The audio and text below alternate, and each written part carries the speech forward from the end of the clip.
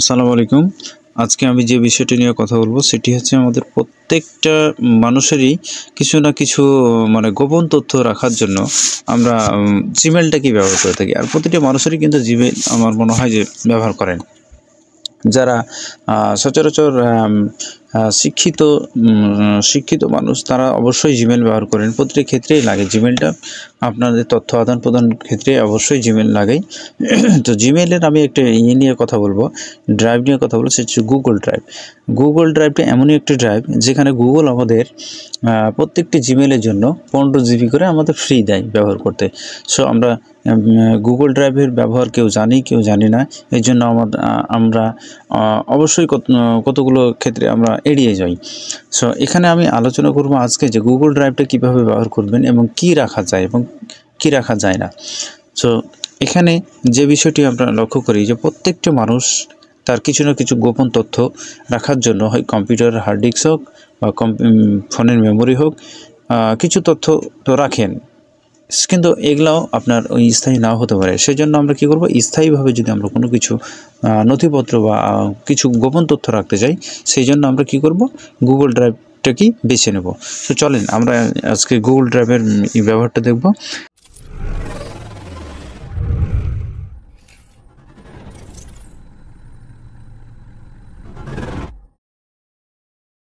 তো Google drive ব্যবহারটা দেখার আগে প্রত্যেকটা মানুষই কী করতে হবে, প্রতিটা মোবাইলে, অ্যান্ড্রয়েড মোবাইল বা স্মার্টফোনগুলোতে এখন ড্রাইভটা অটো করা থাকে, সেট আপ দেওয়া থাকে।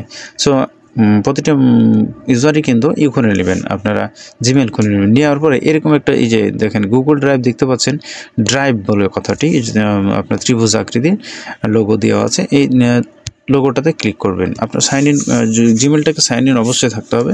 এরকম আমাদের একটা ইন্টারফেস আসবে, এটা আমাদের গুগল ড্রাইভ।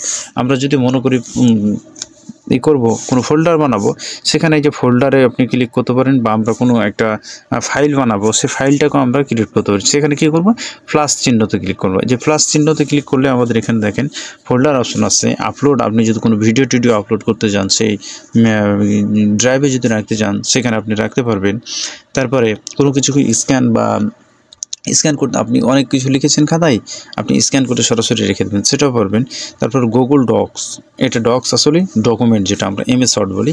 এই MS ওয়ার্ডের মাধ্যমে আমরা সেই জিনিস অনেক কিছু লিখে রাখতে পারি। তারপর গুগল শিট, যেটা MX এক্সেল, সেটাও করতে পারি। স্লাইড, এটা আমরা প্রেজেন্টেশনের কাজ করে থাকি। সো আমরা আজকে যে বিষয় দুটো নিয়ে আলোচনা করব সেটা হচ্ছে গুগল ডকুমেন্ট। আপনি এরকম একটা গুগল ডকুমেন্টে গেলেন, যাওয়ার পরে আসছে না, আবার একটু জিমেইলের হচ্ছে, লোডিং হচ্ছে।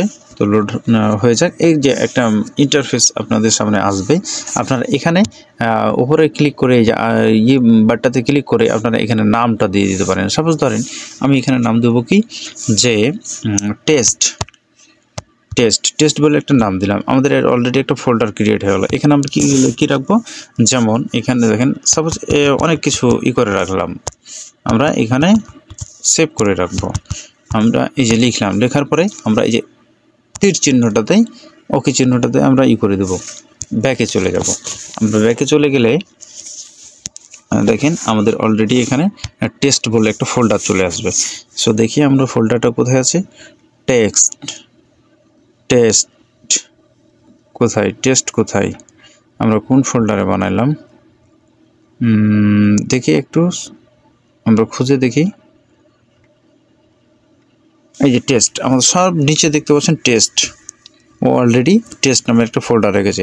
এখন এই টেস্ট ফোল্ডারটাকে যদি আমরা ওপেন করতে যাই, আমরা এর উপর ক্লিক করলেই আমাদের অনায়াসে সেইগুলো চলে আসছে, তথ্যগুলো আমরা পেয়ে যাচ্ছি।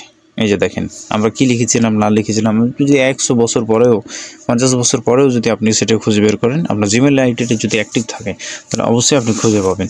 সো এরকমভাবে আপনারা গুগল শিটও আপনারা ব্যবহার করতে পারেন।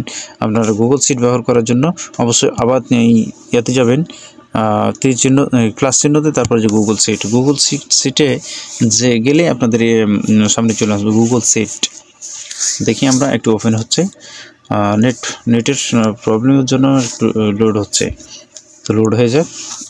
এই যে চলে আসছে আমাদের সামনে একটা চলে আসছে, আপনার গুগল সিট চলে আসছে। অনুরূপভাবে আমরা সেটাকে নামকরণ করতে পারি। এখানে আমরা যে রিনাম, ডুপ্লিকেট, আমরা রিনামে দিলাম। রিনামে কি দেব? TEXT, text 01। সাপোজ আমরা করলাম, এই যে আমাদের টেস্ট 01 নামে সেভ হয়ে গেছে। আমরা যে কোনো অনায়াসে আমরা কম্পিউটারে না গিয়ে আমরা সরাসরি এখানে আমরা লিখতে পারি, আমরা যে কোনো কিছু লিখতে পারি, আমরা যে কোনো ঘরে কিছু লিখতে পারি।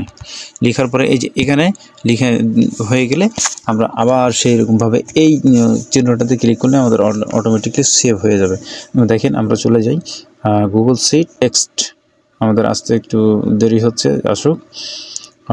টেস্ট, এই যে আননেমড স্প্রেডশিট, সরি আমাদের এইটার নেমটা করতে হয়েছে। সাপোজ দেখাই যে আবার ওপেন হোক, এই যে দেখেন আমরা কী লিখেছিলাম সবগুলো চলে আসছে।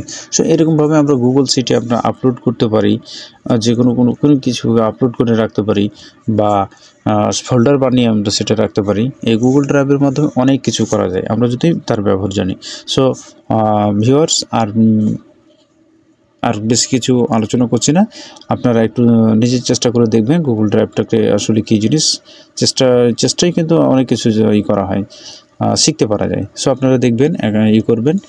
আর আমার সাথে থাকার জন্য ধন্যবাদ, এবং পরবর্তী ভিডিওর জন্য আপনাদের ধন্যবাদ। আসসালামু আলাইকুম।